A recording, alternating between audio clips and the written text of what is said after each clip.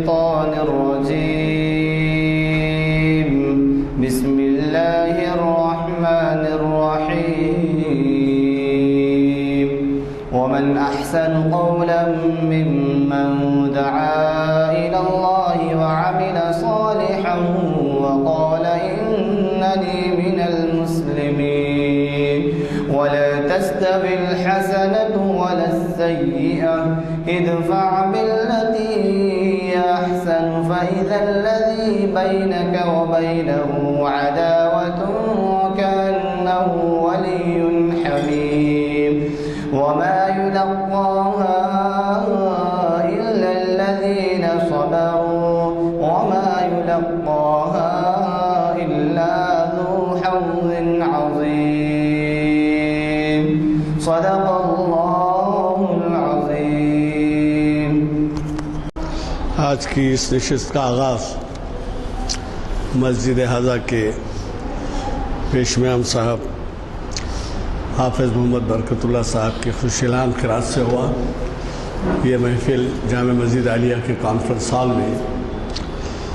آج بتاریخ 19 سپٹمبر 2018 مطابق 8 محرم 1440 ہجری 1440 ہے 40 ہے 39 ہے جی بعد نماز عصر منعقد ہو رہی ہے. قافلہ حجاز میں ایک حسین بھی نہیں کا عنوان ہے. اور آج کے مقرر کے بارے میں مجھے کچھ کہنا اس لیے نہیں ہے کہ یہاں پر جو تاریخ اسلام کے اور شرعی انفارمیشن سروس کے جو لیکچرز ہوئے ہیں اس میں ان کا بہت ہی نمایاں رول رہا ہے. اور ہمارے محافل کے آغاز سے وہ مسلسل خطاب کرتے آئے ہیں. آپ کو تو پتہ ہے جیسے میں اعلان کیا ہوں صدر شعبہ اردو بھی جامعہ عثمانیہ کے رہے ہیں اور اس کے علاوہ ہمارے شہر ہی میں نہیں بلکہ بیرون شہر سے بھی ان کا کئی جگہ سے جو ہے مدعو کیا جاتا ہے خطاب کے لیے. تو آج اور یہ بھی آپ حضرات واقف ہیں کہ وہ بڑی تیاری سے آتے ہیں. اگر آپ ان کی علمی صلاحیتوں سے واقف ہونا ہے تو یہ محفل کی رپورٹنگ نہیں بلکہ دیگر مضامین بھی ان کے جو اخباروں میں نامور اخباروں میں نمایاں شائع کیے جاتے ہیں. لیکن بدقسمتی سے آپ کو ہم کو پڑھنے کا موقع نہیں ہے اور ہم اس کی پرواہ نہیں کرتے. اور وہ جو تحریر ہوتی ہے وہ بہت ہی جاں فشانی کا نتیجہ ہوتی ہے. راتوں کو جاگنا پڑتا ہے, مطالعہ وسیع کرنا پڑتا ہے.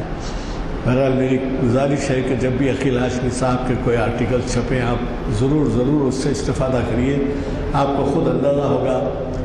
کہ اس مشورے کے عمل کرنے سے آپ کو کتنا فائدہ ہوگا. حضرات ہمارے اگلے محفل کے اعلامیے بھی آ گئے ہیں اور وہ اعلامیہ نمبر 728 ہے 729 ہے. تو اس سے اندازہ لگائیے کہ ہمارے 450 محافل 10 سال میں ہوتے ہیں. سال میں جو محافل ہوتے ہیں 52 ہفتوں میں رمضان میں نہیں ہوتے اور کبھی تہوار آ جائے یا کوئی ناگہانی صورت ہو تو نہیں ہوتے ورنہ 4500 برابر ہوتے ہیں. ہو گیا ایک سال میں 450 نشستیں اور 45 نشستیں برابر ہوتی ہیں. تو اس طریقے سے 45 نشستوں کے حساب سے لگا لیجئے آپ کہ ہماری یہ نشست 953ویں نشست ہے. تو شاید اللہ تعالیٰ اگر آپ کو ہم کو موقع دے تو 1000 کی نشست 3-4 مہینے میں ہو جائے گی. اور یہ شاید بعض امریکہ اور کینیڈا سے آئے وہ لوگ انہوں نے بیان کیا کہ اتنی محفلیں شاید اقبال شناسی کی پاکستان میں بھی نہیں ہوئی اتنی پابندی سے. خیر اللہ تعالیٰ کا شکر ہے کہ وہ ہمیں ان محافل سے استفادے کا موقع ملا. لیکن یہ ہے کہ اگر یہ محافل میں آپ کا تعاون نہ ہو تو آپ بتائیے کہ محفل کیسے جاری رہ سکتے ہیں. ابتدا جو ہوئے محافل کے تو محراب کے سامنے ہوئے, پھر اس کے بعد لائبریری میں رکھے, پھر جب لائبریری میں بھی کافی نہیں ہونے لگی تو ایک کانفرنس ہال تبدیل کیا گیا. جاری رکھیے اپنی کوشش اور تعاون کرتے رہیے اور جتنا ہو سکے یہاں سے لیتے جائیے. 10 درس کا رول ہے تبلیغ میں تو جا نہیں سکتے ہم، مگر وہی اگر مسجدوں میں دیں لگا دیں اور لوگوں کے حوالے کریں اور ان کو تاکید کریں تو وہ خود ایک بہت بڑی تبلیغ ہے۔ میں اس سے زیادہ کچھ کہنا نہیں چاہتا کیونکہ عنوان ایسا ہے، اتنا وسیع ہے کہ وہ ہمارے مقررین دریا کو کوزے میں بند کرتے ہیں، کیونکہ مغرب کے بعد تو ظاہر ہے سب کا ٹھہرنا نہیں ہوتا، حالات بھی ایسے ہیں، بارش کا موسم ہے۔ میں آج کے ہمارے مقرر صاحب سے گزارش کرتا ہوں کہ وہ شاہ نشین پر تشریف لائیں اور ہمیں اپنے خیالات سے استفادے کا موقع دیں۔ شیطان الرجیم، بسم اللہ الرحمن الرحیم۔ قال اللہ تعالی فی کلام المجید والفرقان الحمید، اذکرونی اذکرکم واشکروا لی ولا تکفرون، یا ایھا الذین آمنوا استعینوا بالصبر والصلاۃ ان اللہ مع الصابرین، صدق اللہ مولانا العظیم۔ وفي مقام آخر إن الله وملائكته يصلون على النبي يا أيها الذين آمنوا صلوا عليه وسلموا تسليما، اللهم صل على سيدنا مولانا محمد وآله وصحبه وبارك وسلم۔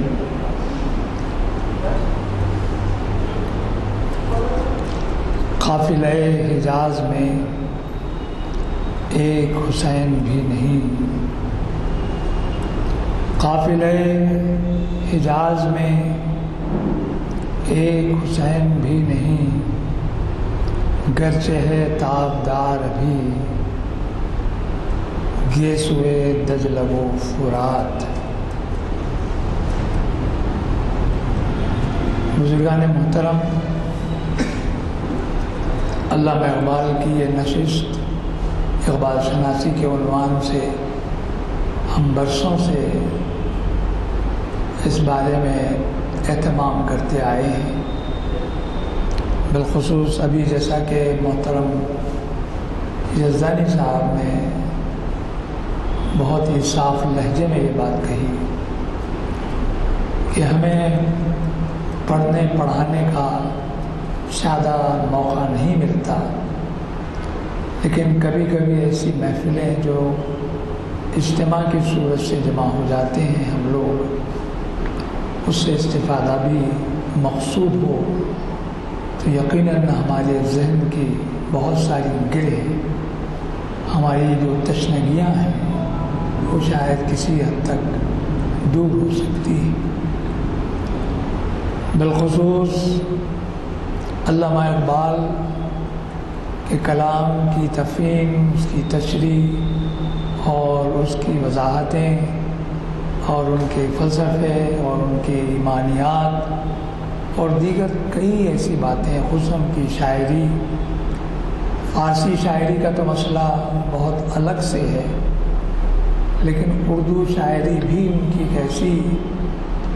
معیاری اور اتنی بلند و بالا، فکر انگیز، ایمان افروز ہوتی ہے کہ اس کا مطالعہ بھی ہمیں یقیناً اقبال کی فکر و فن سے زیادہ ایمان و یقین سے ہم کو دوچار کرتا ہے۔ یہ جو شعر ابھی میں نے آپ کی خدمت میں پیش کیا، یہ عنوان ہے آج کی محفل کا۔ یہ دراصل اقبال کے کلام بال جبریل سے لیا ہوا وہ شعر ہے جس کو انہوں نے اپنی نظم ذوق و شوق کے تحت لکھا۔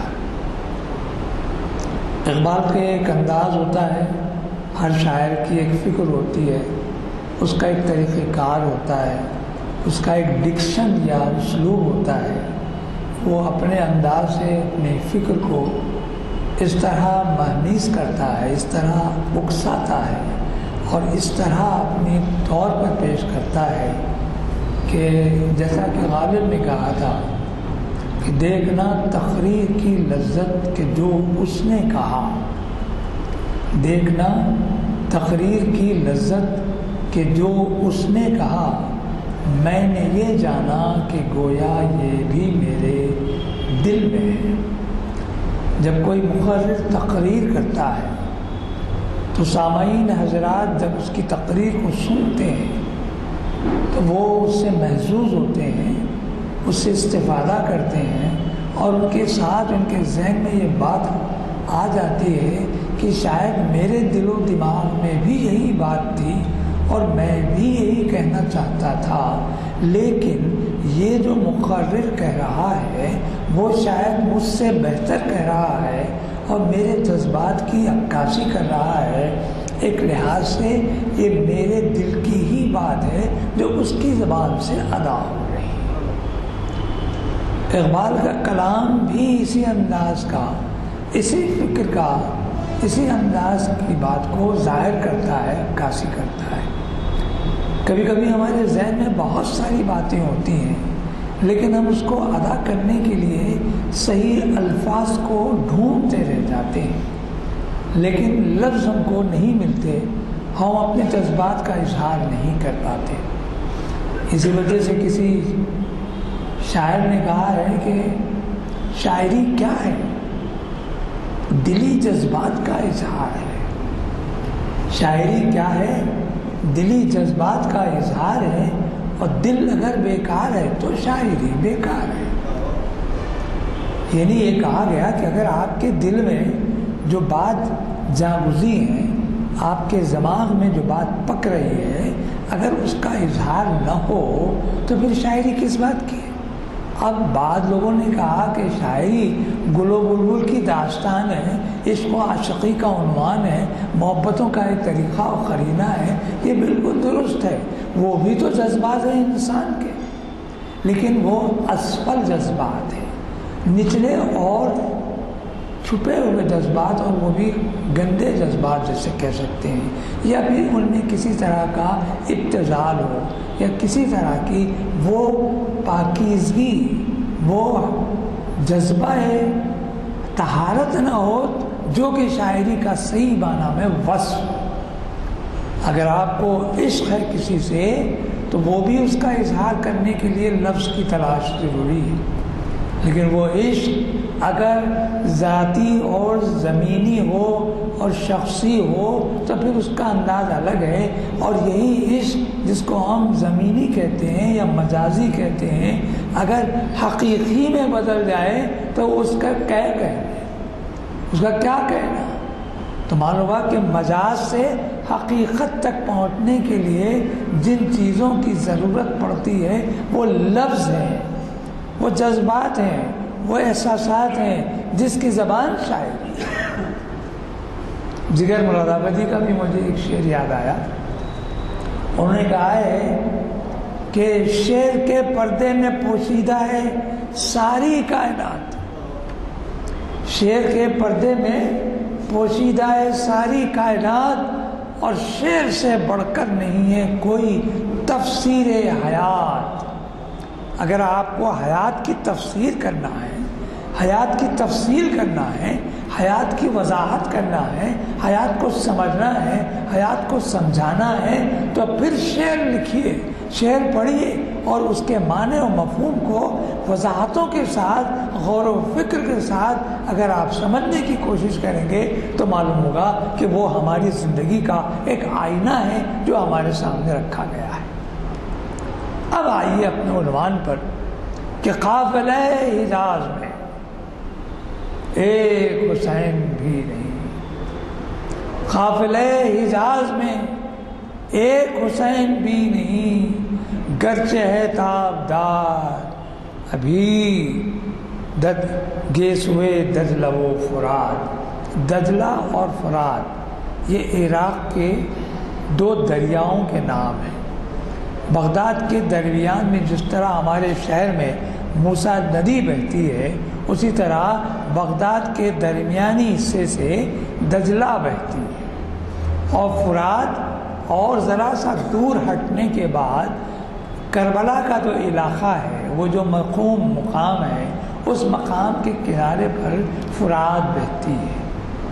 اب اسی فرات سے متعلق اقبال نے کہا گیسوئے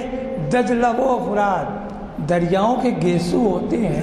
نہیں، ان کی لہروں پر اگر آپ غور کریں تو آپ کو اندازہ ہوگا کہ ایسے محسوس ہوتا ہے کہ جیسے کسی کی دراز زلفیں لہراتی چلی جا رہی ہیں۔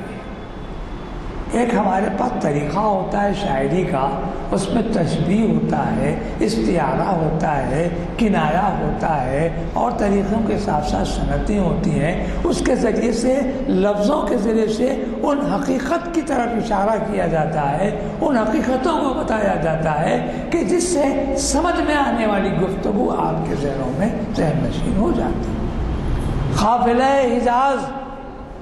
دیکھیے آج الحمدللہ 1440 ہجری کا شاید 7ویں تاریخ ہے، 8ویں تاریخ کل اور پرسوں 9 اور اس کے بعد 21 تاریخ کو شاید ہمارے 10 محرم کا معاملہ ہوگا۔ اب 2-3 دن کے بعد کربلا کا وہ واقعہ ظہور پذیر ہوا جو آج سے 14 صدی بلکہ 14 صدیاں گزر گئیں، اس کے بعد اس سے پہلے وقوع پذیر ہوا تھا۔ وہاں یہ واقعہ رونما ہوا تھا اور یہ واقعہ 61 ہجری کا ہے۔ رسول اکرم صلی اللہ علیہ وسلم کی ہجری کا آغاز میرے دوستوں بزرگوں اس وقت سے ہوتا ہے جب سرکار دو عالم صلی اللہ علیہ وسلم مکے سے مدینے کی طرف ہجرت فرماتے ہیں اور وہاں آپ کا قیام ہوا اور پھر آپ کا وصال مبارک بھی وہی ہوا، اور آج گنبد خضرا کے مکی کی صورت سے آپ کا مرقد مبارکہ بھی وہاں موجود ہے۔ یہ وہی مقام ہے مدینہ، لیکن یہ ہجری کا آغاز بعد کو ہوا۔ لوگوں نے کہا کہ ہر قوم میں اپنی شروعات کے لیے ایک مقررہ تاریخ کا تعین کرتے ہیں، چنانچہ رسول اکرم صلی اللہ علیہ وسلم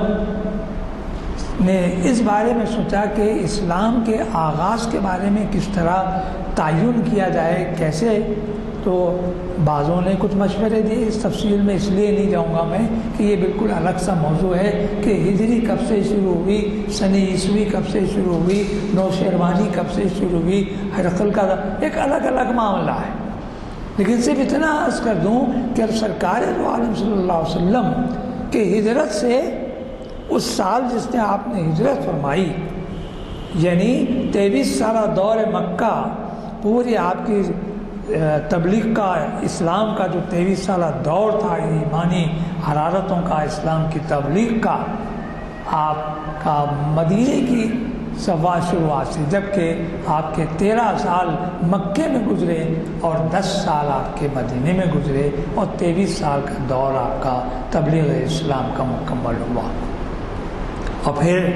قرآن نے خود اس بات کی طرف اشارہ کیا، اللہ تعالیٰ نے وہی کے ذریعے سے اس تکمیل کا اشارہ کیا، الیوم اکملت لکم دینکم واتممت علیکم نعمتی ورضیت لکم الاسلام دینا۔ آج ہم نے آپ کے دین کو مکمل کر، یہ حدیث، یہ تمام آپ کو قرآن کی آیتیں ہیں، یہ تفصیلات اس وقت مکمل ہو گئیں جب سرکار دو عالم صلی اللہ علیہ وسلم کی حیات مبارکہ تھی، اور پھر آپ کی وصال مبارک کے بعد خلفائے راشدین کا دور شروع ہوا۔ آپ کو یہ بات یاد دلا دوں، پہلی محرم بھی یاد رکھے جانے والی تاریخ ہے، کیونکہ پہلی محرم وہ تاریخ ہے کہ جس میں حضرت عمر بن خطاب رضی اللہ تعالیٰ عنہ کی شہادت ہوئی۔ اسلام کے خلفائے راشدین میں سب سے پہلے اگر کوئی شہید ہیں تو حضرت عمر بن خطاب، پھر حضرت عثمان اور پھر حضرت علی کی بھی شہادت ہوئی، لیکن ان تینوں حضرات سے پہلے حضرت ابوبکر صدیق رضی اللہ تعالیٰ عنہ کا عہد، اور یہ عہد بڑا عجیب و غریب، بڑا ہنگامہ خیز اور غیر معمولی ہے، اور یہیں سے آپ کو معلوم ہوگا کہ اسلام کی استقامت کا ایک نیا باب شروع ہوتا ہے کہ جب رسول اکرم صلی اللہ علیہ وسلم کا وصال ہوا تو ایک کوہرام مچ گیا صحابہ کرام میں کہ رسول اکرم صلی اللہ علیہ وسلم فوت ہوئے، حتیٰ کہ حضرت عمر جیسا ذی فہم شجی اور غیر معمولی فراست رکھنے والے وہ بزرگ، وہ خلیفہ وقت آگے جانے کے بعد جب خلیفہ بنے، انہوں نے تک اس بات کو ماننے سے انکار کر دیا کہ اگر کوئی شخص یہ کہہ دے کہ رسول اکرم صلی اللہ علیہ وسلم کا وصال ہو گیا تو وہ میری تیغ سے یا میری تلوار سے نہیں بچ سکتا، میں اس کو اثر قلم کر دوں۔ حضرت ابوبکر صدیق اس وقت کہیں دور مقام پر تھے۔ جب آپ پہنچتے ہیں تو مسجد نبوی میں کوہرام ہے، کچھ صحابہ کرام رو رہے ہیں، کچھ یقین کی منزلوں میں ہیں، کچھ بے یقینی کی منزلوں میں ہیں، اور ہر قدم ایک عجیب عالم ہے۔ حضرت عمر کا عالم یہ ہے کہ جلال سے لے کر تلوار ہاتھ میں لیے اور بار بار کہہ رہے ہیں کہ اگر کوئی شخص کہتے کہ وصال نبی صلی اللہ علیہ وسلم ہوا ہے تو وہ میری تلوار سے نہیں بچ سکتا۔ حضرت ابوبکر صدیق آگے بڑھے، انہوں نے قرآن کی آیت پڑھی جس کا مفہوم یہ ہے کہ اللہ تعالیٰ رسول اکرم صلی اللہ علیہ وسلم سے پہلے بھی انبیاء اور رسول کو بھیجا ہے، اور وہ بھی فوت ہوئے ہیں، ان کا بھی وصال ہوا ہے، اور محمد بھی اگر تمہارے درمیان سے وصال پا جائیں تو کیا تم دین سے پھر جاؤ گے؟ محمد ایک بشر کی حیثیت سے تمہارے درمیان آئے تھے کہ جیسے اور انبیاء بھی آئے تھے اور رسول بھی آئے تھے، وہ بھی انتقال فرما گئے اور ان کو بھی انتقال کرنا ہے، اور یہ انتقال ہو گیا ہے ان کا، لیکن جس کی تم پرستش کرتے ہو، جس کی تم عبادت کرتے ہو، وہ تو حی و قیوم ہے، وہ تو ہمیشہ ابدالآباد تک زندہ و قائم وہ باقی رہنے والا ہے، اور وہ خدا واحد، وہ خدا واحد ذوالجلال والاکرام ہے۔ حضرت فاروق کا کہنا ہے، تاریخوں میں آیا ہے، آپ نے جب یہ آیتیں پڑھی تو انہوں نے کہا کہ مجھے ایسے محسوس ہوا کہ یہ ابو بکر کی زبان سے یہ آیتیں تلاوت نہیں کی جا رہی ہیں بلکہ قرآن کا نزول ہو رہا ہے، اور ان آیات کا نزول ہو رہا ہے کہ جس میں اس کی طرف اشارہ ہے کہ محمد صلی اللہ علیہ وسلم وصال پا جائیں گے تو کیا تم اپنے دین سے، استقامت سے روگرداں ہو جاؤ گے، منہ پھیر لو گے؟ وَمَا خَلَقْتُ الْجِنَّ وَالْإِنسَ إِلَّا لِيَعْبُدُونَ۔ پروردگار عالم نے اعلان فرمایا کہ ہم نے انسانوں اور جنوں کو اپنی پرستش کے لیے پیدا کیا ہے۔ اگر تم محمد کی پوجا کرتے ہو، محمد کی پرستش کرتے ہو، محمد کو مانتے ہو اور انہی کے دین پر چلنے کا عہد کرتے ہو تو یہ بھی سمجھ لو کہ ان کو بھی ایک مرتبہ اپنی زندگی اپنے ابوالعبد کے لیے اپنے مالک الملک سے جا ملنا ہے، اور ہر بشر کو کل نفس ذائقۃ الموت، ہر نفس کو موت کا مزہ چکھنا ہے۔ حضرت ابوبکر صدیق کے یہ الفاظ، یہ قرآن کی آیات پڑھ کر حضرت عمر نے اپنی تلوار میان میں رکھ لی، اور پھر ایک مشاورت ہوئی اور حضرت ابوبکر صدیق خلیفہ وقت قرار پائے۔ اس وقت یمن میں اور نجد میں ہنگامہ سورش بپا ہو، انہوں نے کہا کہ محمد جو دین لائے تھے وہ ختم ہو گیا، محمد کے ساتھ محمد کا دین بھی ختم ہو گیا۔ پھر محمد نے صلی اللہ علیہ وسلم نے جو اصول و قواعد، جو ایمانی حرارتیں، جو انسانی اصول اور قواعد اور شریعت پیش کی تھی، آج اس میں رد و بدل کی گنجائش نکل سکتی ہے، اور وہ اس طرح کہ نماز میں تساہل بھی کر لو، اور پھر اس کا اسلام کا سب سے بڑا جو اہم بنیادی رکن ہے نماز، اور اس کے بعد نماز کے ساتھ ہی زکوٰۃ کا حکم آتا ہے، جہاں نماز کا ذکر آتا ہے وہاں صلاۃ کا ذکر آتا ہے۔ تو حضرت ابوبکر صدیق نے صاف اعلان کر دیا، کوئی شخص اگر اس بات سے انکار کرے کہ وہ نماز سے اور زکوٰۃ دینے میں تساہلی کرے اور اس سے اعراض کرے، انکار کرے یا روگردانی کرے، تو میں اس شخص سے مباہلہ نہیں بلکہ مخاطعہ نہیں بلکہ جنگ کروں گا، مجاہدہ کروں گا، اور اس سے زکوٰۃ حاصل کر کے رہوں گا، اور اس کو پابند صوم و صلاۃ کی طرف اشارہ کروں گا۔ اگر تھوڑی دیر کے لیے حضرت ابوبکر صدیق مصلحت سے کام لے لیتے تو آج بتائیے زکوٰۃ کا کیا مقام ہوتا ہمارے پاس 14 صدی کے بعد۔ جبکہ غور کیجئے نماز کی اہمیت تو اپنی جگہ مسلمہ ہے، تو اسی طرح زکوٰۃ کی اہمیت بھی قوم و ملت کا اثاثہ نہیں بلکہ قوم و ملت کی تعمیر کے لیے ایک بنیادی حیثیت رکھتی ہے۔ لیکن حضرت ابوبکر صدیق رضی اللہ تعالیٰ عنہ نے کسی مصلحت سے کام نہیں لیا۔ میں یہ بات اس لیے کہہ رہا ہوں کہ آگے جانے کے بعد ایسی کئی مصلحتیں آپ کو سامنے نظر آئیں گی جہاں مصلحت کے نام سے خلافت کو ملوکیت سے بھی بدل دیا گیا۔ خلافت راشدہ کے بعد ملوکیت کے معنی بادشاہت، امیر المومنین کے اختیارات، ان کا حکم اور ان کے وسعتیں، ان تمام باتوں کے بھی ایک مصلحتیں آنے لگی۔ یہاں اس بات کو ذہن میں رکھ کر شاید اقبال کے کلام کو پڑھیے تو اقبال نے بڑی وسعت کے ساتھ، دوستوں بزرگوں ایک بات ہمیشہ یاد رکھیے، اکثر لوگ کہتے ہیں کہ بھی اقبال نے آخر یہ اپنی شاعری کا یہ کیا رخ اختیار کیا کہ جس میں ایمانیات، یقین، خودی اور خود شناسی اور خودی، یہ کیا معاملہ ہے؟ کیا وہ گل و بلبل کی داستان نہیں دہرا سکتے تھے؟ داغ کے شاگرد تھے جی، لیکن انہوں نے صاحب کہا میری نوائے پریشاں کو شاعری نہ سمجھ،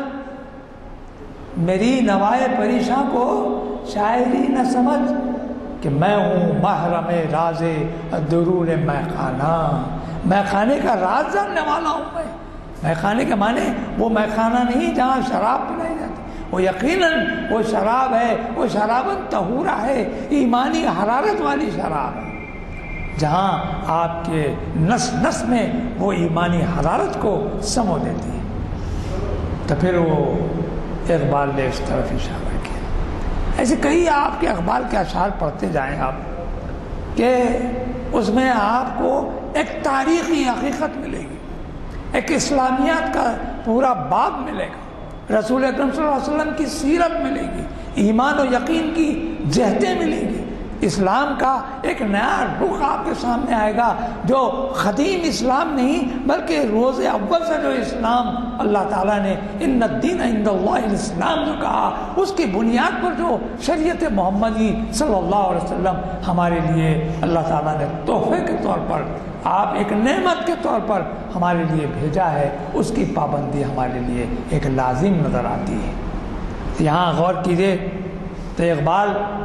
اس حسین کی طرف اشارہ کر رہے ہیں، اس حجاز کی طرف اشارہ کر رہے ہیں، اس رسول اکرم صلی اللہ علیہ وسلم کے خلفائے راشدین کے بعد حضرت فاروق کی شہادت ہے، حضرت عثمان کی شہادت ہے، حضرت علی کی شہادت ہے، اور پھر امام حسن رضی اللہ تعالیٰ عنہ جو نواسہ رسول ہیں، ان کے ہی تو چھوٹے بھائی حضرت حسین ہیں۔ یہ دو بھائی لخت جگر رسول ہیں، جیسا کہ اقبال نے ایک مقام پہ کہا اور بڑے اچھے انداز میں کہا، فارسی کے دو شعر آپ کی خدمت میں پیش کروں گا کہ آں امام عاشقان پورے بطول، آں امام عاشقان پورے بطول، سرور آزار سے زبستان رسول، اللہ اللہ بائے بسم اللہ پدر۔ اب دیکھیے میں اس کو تھوڑی سی وضاحت کر دوں گا انشاءاللہ۔ اللہ اللہ بائے بسم اللہ پدر، مانے زب عظیم آمد پسر۔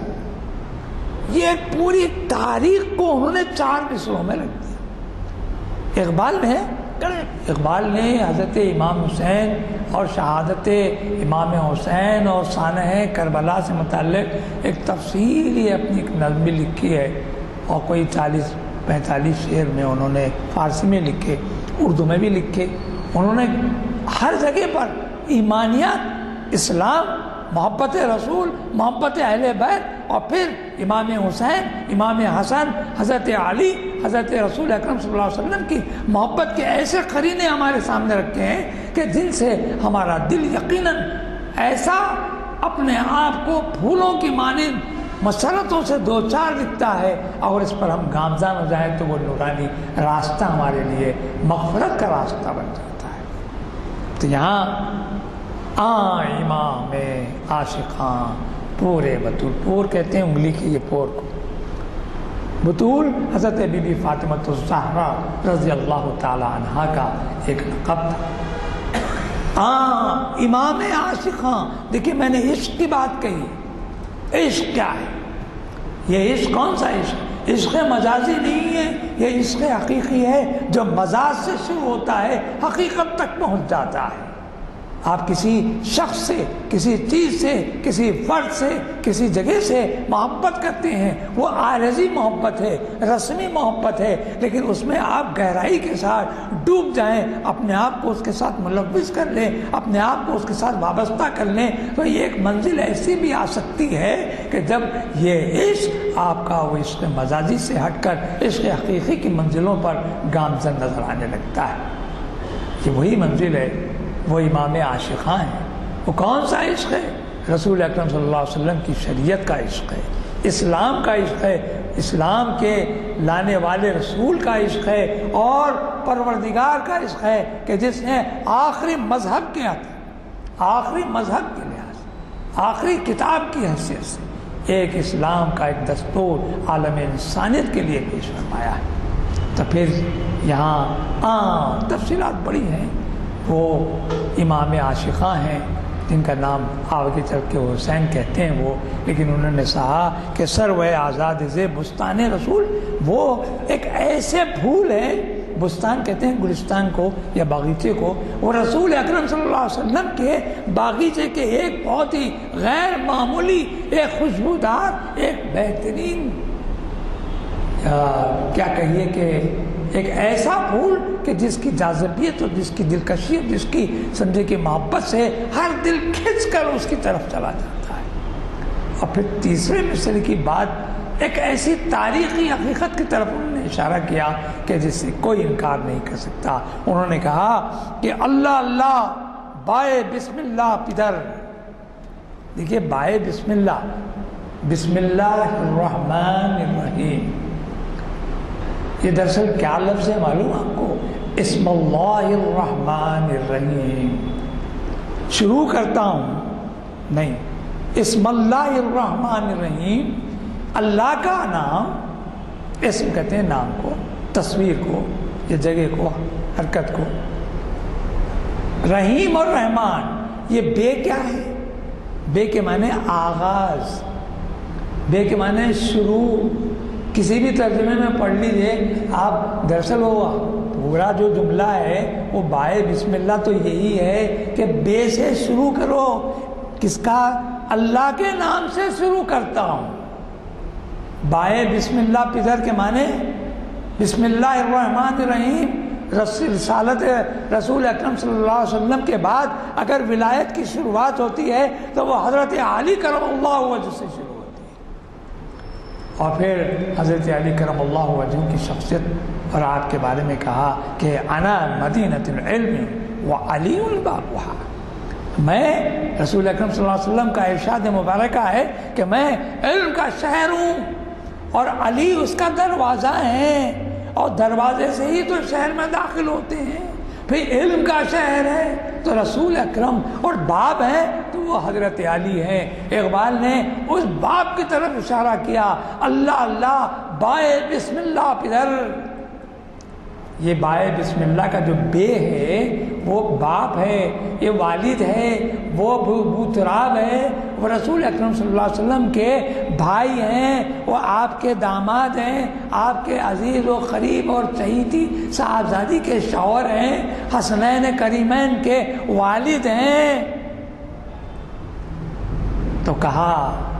بوتراب وہ بھی شہید ہوئے نا 40 ہجری میں، عبد الرحمن ابن ملجم نے آپ کو جب آپ مسجد میں تشریف لے جا رہے تھے تو اس نے آپ پر وار کیا اور آپ اس زخم سے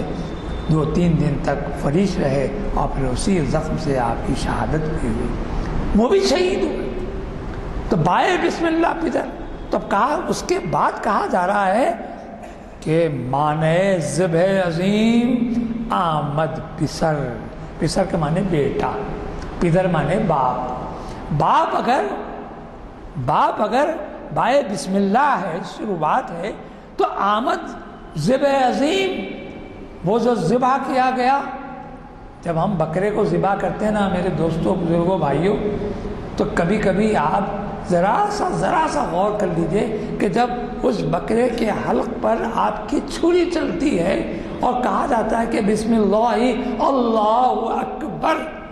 کے ساتھ ہی اس کی جو شہرک کٹتی ہے اور ایک خون کا فوارہ ہے کہ اس کے حلق سے نکل پڑتا ہے، تو ذرا غور کیجئے کہ جب انسانی حلق پر اگر خنجر چلے اور خون کا فوارہ نکل پڑے تو کس کا شقی دل ہے کہ وہ اپنے خون کے آنسو نہ روئے۔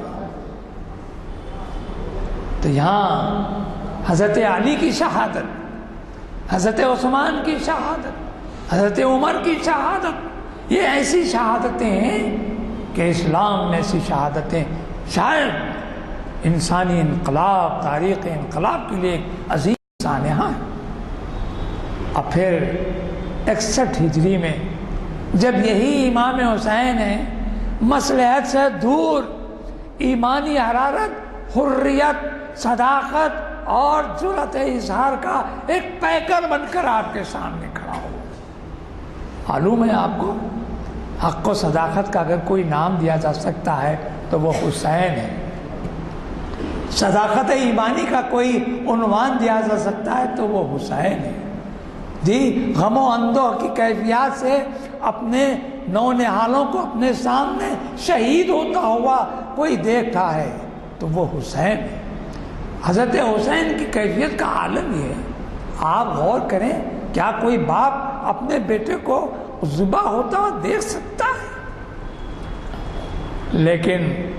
مصلحتوں کی بات جب آتی ہے، میں نے ابتدا میں جو بات کہی وہ یہی ہے کہ اگر مصلحت ابوبکر صدیق کسی وقت حجاز اور یمن کی سورشوں سے مصلحتوں کے تحت اگر زکوٰۃ کو اپنے مصلحت کے حد سے خاموش بڑھ جاتے، مصلحت سے کسی طرح ہاں بھائی حالات ایسے ہیں، صحابہ کرام مفلوق الحال ہیں، ایسی مرفوع الحالی نہیں ہے اور زکوٰۃ کا ان کا دینا کوئی واجب نہیں ہے اور یوں نہیں ہے، اس طرح کوئی مصلحت آ جاتی سامنے تو پھر وہ مصلحت اگر بنیاد بن جاتی تو پھر اسلام میں مصلحت کا ایک ایسا خانہ کھل جاتا تھا جو اسلام کو تباہ و برباد کر دیتا تھا۔ آج بھی ہم مصلحتوں سے دوچار ہیں۔ ایمان کی حرارت تو یہ کہتی ہے کہ مصلحت کو ایک طرف ایسا ڈھکیل دیجئے کہ اس کا وجود و عدم ہی برابر نہ ہو، لیکن یہ تاریخ ہم کو بتاتی ہے کہ اسلام نے شروع ہی سے اس بات کی طرف اشارہ کیا کہ مصلحت نہیں مصالحت سے کام لو۔ دیکھیے مصلحت میں بڑی بات ہے، مصالحت میں ایک عجیب بات ہے۔ مصالحت یہ ہے کہ صلح، آپسی محبتوں کے ذریعے امام حسن نے صلح مصالحت کی، کس پر؟ جب یہ دیکھا کہ دونوں طرف مسلمان ہیں اور دونوں کچھ تو خون میں مبتلا ہو جائیں گے، لہذا خلافت سے آپ نے دستبرداری اختیار کر لی اور پھر آپ نے اپنی کوشہ نشینی کی اختیار کی۔ حضرت امام حسن کا وہ کردار رسول اکرم صلی اللہ علیہ وسلم کی حدیث کا بھی سمجھے کے اظہار ہے۔ آپ نے فرمایا تھا کہ میرا یہ لڑکا، میرا یہ بچہ ایک بڑی جماعت کے اندر اپنے حسن خوبی کے ساتھ ایک نہایت انداز کے ساتھ مصالحت کرائے گا اور کچھ تو خون سے امت کو بچا کر۔ حضرت معاویہ کے حق میں آپ دستبردار ہو گئے اور پھر مصلحت اندیسی نے امامت و خلافت کا جو منظر تھا، رسول رسالت کا جو منظر خلافت کے عنوان سے چل رہا تھا، اس میں بھی انہوں نے ملوکیت کو شامل کر دیا اور پھر ملوکیت جب پہنچی تو دبدبا آیا، شان و برکت، ایران کی طرح دربار سجنے لگے۔ رسول اکرم صلی اللہ علیہ وسلم کی حیات طیبہ اور خلفائے راشدین کے زمانے تک بھی ہمارے پاس تاریخ ہم کو بتاتی ہے کہ صحابہ اکرام کا حال یہ تھا کہ اپنے سیدھے سادے لباسوں میں ہوتے تھے، نہایت متقی پرہیزگار، خدا سے رجوع ہوتے تھے، اپنے گناہوں اپنے اعمال میں ہمیشہ پشیمانی کا اظہار کرتے، اپنی انکساری و فروتنی میں اپنی زندگی گزارتے، ہر طرح کی وہ کیفیتیں جو اسلام کا تقاضا کرتی تھی وہ ان کے اندر موجود تھی۔ لیکن آہستہ آہستہ اب دبدبی کی سوچنے لگے، امیر المومنین کی کیفیات کو اپنے انداز سے سوچنے لگے،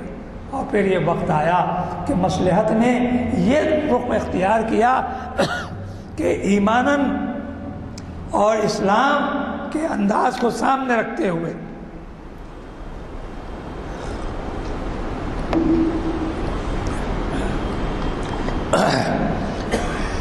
انہوں نے غور کیا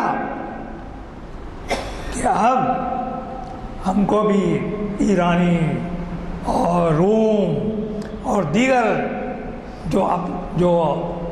امیر، شہنشاہ، بادشاہ اور ملوک ہیں ان کا طرز اختیار کرنا تاکہ اسلام کا دبدبہ قائم ہو جائے۔ اور پھر یہی نہیں بلکہ اس کے اندر یہ بات بھی پیدا ہوئی کہ اپنے بعد اپنی زندگی میں ہی اپنا جانشین مقرر کر دیا۔ یہ وہی بات ہوئی حضرت، میں تفصیلات میں اس لیے نہیں جا رہا ہوں کہ یہاں بڑا کنٹروورشل یہ ایک تضاد ملتا ہے، بعض لوگ اس کو حضرت امیر معاویہ کی جو کیفیتیں ہیں اس کو صحیح سمجھتے ہیں، بعض اس کو غلط سمجھتے ہیں، لیکن اس میں کوئی ہم حکم لگانے کا کوئی اختیار نہیں رکھتے، اس لیے کہ یہ وہ ان کے عمل تھے اور ان پر ہم گرفت کرنا یا کسی انداز سے حرف زنی کرنا بحاشا و کلا صحابہ کرام کا جو معاملہ تھا وہ اللہ اور اللہ کے سپرد کر دینا چاہیے، ہم کو کسی وقت کا اختیار نہیں ہے۔ ہاں واقعات کا اظہار ضرور کر سکتے ہیں، حضرت معاویہ کی شخصیت غیر معمولی ہے، آپ وہ شخص ہیں کہ جو اسلام میں سب سے پہلا پانی میں یا آبی بیڑا انہوں نے، بحری بیڑا انہوں نے قائم کیا اور آپ کی سلطنت کی وسعت ہوتی گئی، لیکن وہ جو انداز خلافت تھا وہ خلافت کا انداز ملوکیت سے بدلنے لگا، اور بدلتے بدلتے یہاں تک پہنچی بات کہ آپ نے اپنی حیات ہی میں اس بات کا اعلان کیا کہ میرے بعد میرا بیٹا میرا جانشین ہوگا، اور یہیں سے یہ بات اختلاف کی آئی۔ جتنے صحابہ کرام اس وقت موجود تھے انہوں نے کہا کہ یہ بات قرین قیاس نہیں ہے، صحابہ کا قول نہیں ہے، کسی انداز سے بات سمجھ میں نہیں آتی کہ کوئی شخص اپنے بعد اپنے بیٹے کو جانشین اور خلیفہ بنا دے۔ لیکن یہ بات ہوئی، اس میں سب سے زیادہ جن کا کردار ہمارے سامنے آیا وہ حضرت عبداللہ ابن زبیر کا اور پھر حضرت امام حسین کا اور دیگر، لیکن سب سے زیادہ حضرت امام حسین نے اس کی مخالفت کی، اور مدینے کے گورنر سے یزید نے یہ کہہ رہا کہ ان کو امام حسین سے اس بات کا تقاضا کرو کہ وہ یزید کے ہاتھ پر بیعت کر لیں، عہد کر لیں، یا ان کو امیر المومنین یا خلیفۃ المومنین مان لیں۔ اس پر حضرت خواجہ غریب النواز رحمۃ اللہ علیہ نے 4 مصروں میں یہ بات ایسی اچھی سچی کہی کہ بس اس کے بعد کسی کی مجال ہے کہ کوئی کہہ دے۔ انہوں نے کہا تھا فارسی میں، شاہ حسین، بادشاہ حسین، شاہ حسین، بادشاہ حسین، دین است حسین، دین پناہ است حسین۔ سرداد، دیکھیں ذرا سا اس میں بڑا پڑھنے میں تکلف ہو جاتا،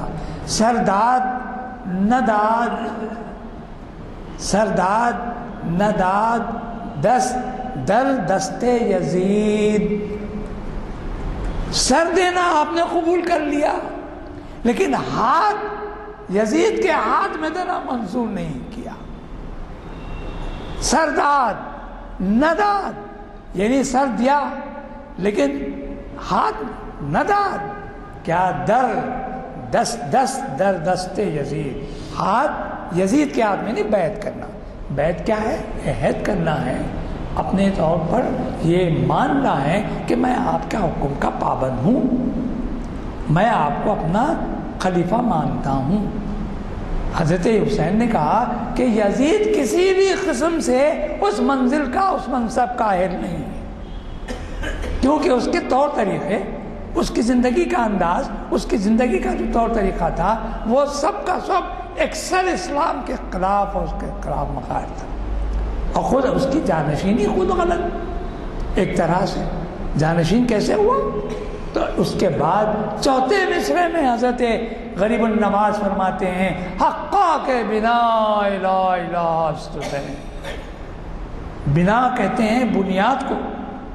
بنیاد رکھنا حقا کے۔ سچی بات تو یہ ہے کہ دین کی بنیاد رکھنا ہے تو وہ حضرت حسین کا کردار دیکھیں۔ تو یہ اقبال کے سامنے یہ ساری چیزیں تھیں، اسی وجہ سے انہوں نے کہا کہ قافلہ حجاز میں ایک حسین بھی نہیں۔ وہ کون سا قافلہ ہے؟ آج کا قافلہ۔ وہ قافلہ حسینیت کا قافلہ تھا،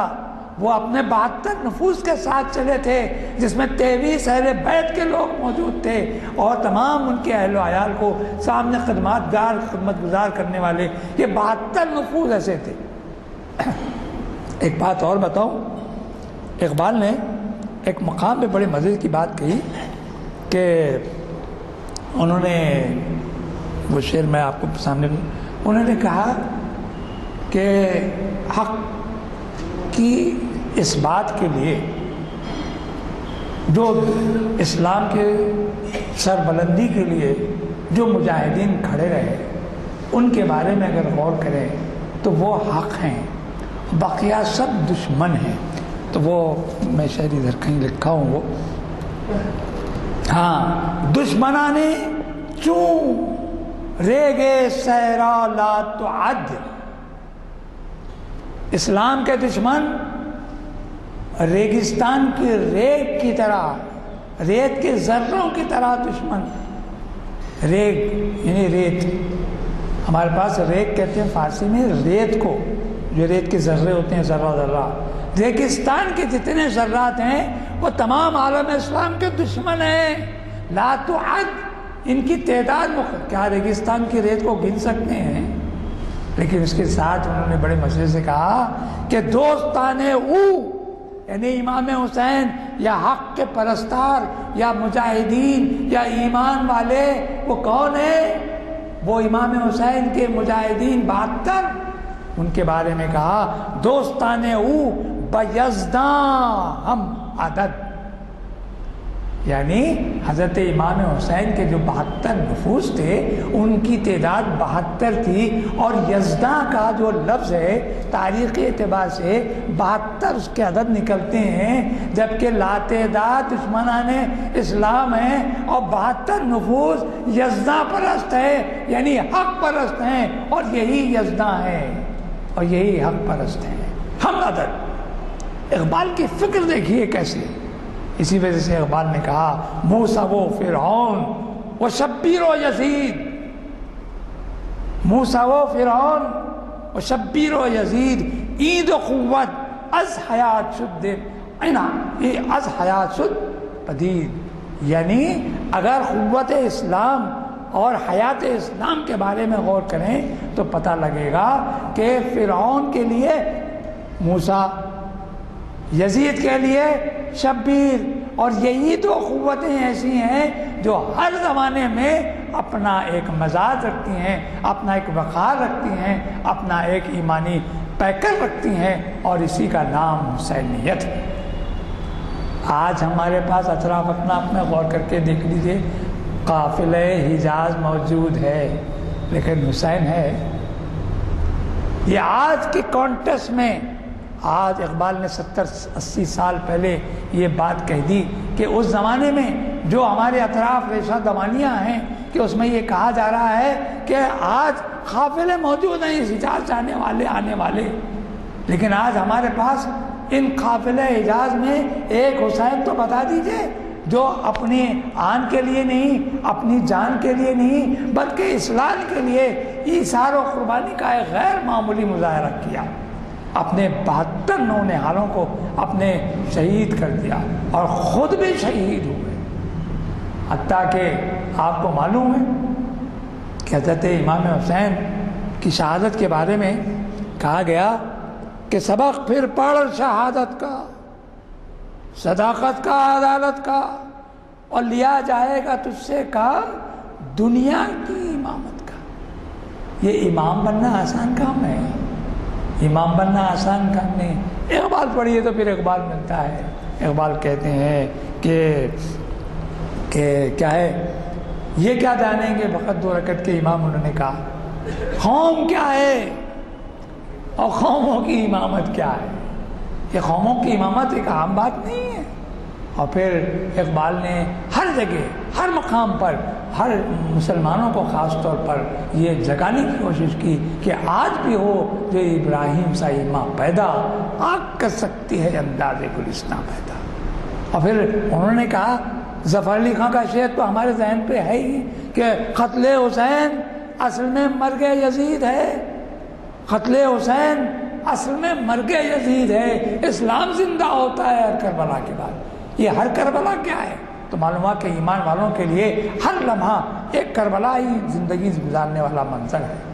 آج بھی ہمارے درمیان اگر ایمان کی وہ حرارت اور وہ جستجو، وہ حریت، وہ صداقت، وہ شجاعت، وہ ایمانی کیفیت پیدا ہو جائے تو یقین مانیے کہ ہر قافلے میں ایک حسین پیدا ہو سکتا ہے۔ لیکن ہم مصلحتوں کا شکار ہیں، ہم مصلحتوں کا شکار ہیں۔ ہمارے پاس کسی نہ کسی بات کا ایک جواز نکل جاتا ہے ہمارے پاس۔ اسی وجہ سے کہنے والے نے کہا کہ حقیقت ابدی ہے مقام شبیری، اقبال، حقیقت ابدی ہے مقام شبیری، اور بدلتے رہتے ہیں انداز شامی وہ کوفی وہ شامی، بدلتے رہتے ہیں انداز کوفی وہ کوفہ عراقی کا علاقہ ہے، وہاں دمشق صدر مقام تھا جہاں یزید رہتا تھا، اور کوفے کا علاقہ قریب کربلا کے ہے۔ وہاں عبید ابن زیاد نے ایک اپنی فوج بھیجی اور پھر وہ ہر آیا۔ ایک تفصیلات حضرت امام حسین کے قتل کی ایک ایسی ہے کہ خون روتا ہے، آنکھیں خون روتی ہیں، لیکن رونا ہمارا مقصد نہیں ہے۔ یہ سچ ہے کہ ہمارے ہاتھ کی اگر انگلی کٹ جائے یا کوئی بچہ ہمارا زخمی ہو جائے تو دل محسوس کر جاتا ہے، ہمارے کو رونا آتا ہے، لیکن کیا رونا ہی ہمارا مقدر ہے؟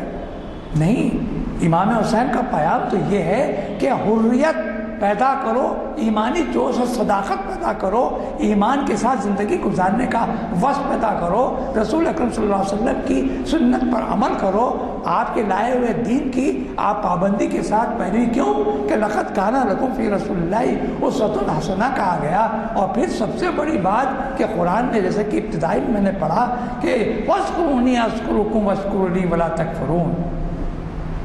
ان اللہ مع الصابرین، اور پھر وَلَا تَكُونُوا كَالَّذِينَ نَسُوا اللَّهَ فِي أَنفُسِهِمْ۔ اور آگے کی آیتیں آتی ہیں کہ فَاذْكُرُونِي أَذْكُرُكُمْ وَاشْكُرُوا لِي وَلَا تَكْفُرُونَ ان اللہ مع الصابرین وَلَا تَقُولُوا لِمَنْ يُقْتَلُ فِي سَبِيلِ اللَّهِ أَمْوَاتٌ بَلْ أَحْيَاءٌ وَلَكِنْ لَا تَشْعُرُونَ۔ یعنی قرآن میں اللہ تعالیٰ نے ایک مقام پر فرمایا ہے کہ تم کو ہر طرح سے وَلَنَبْلُوَنَّكُمْ بِشَيْءٍ مِّنَ الْخَوْفِ وَالْجُوعِ وَنَقْصٍ مِّنَ الْأَمْوَالِ وَالْأَنفُسِ وَالثَّمَرَاتِ وَبَشِّرِ الصَّابِرِينَ الَّذِينَ إِذَا أَصَابَتْهُم مُّصِيبَةٌ قَالُوا إِنَّا لِلَّهِ وَإِنَّا إِلَيْهِ راجعون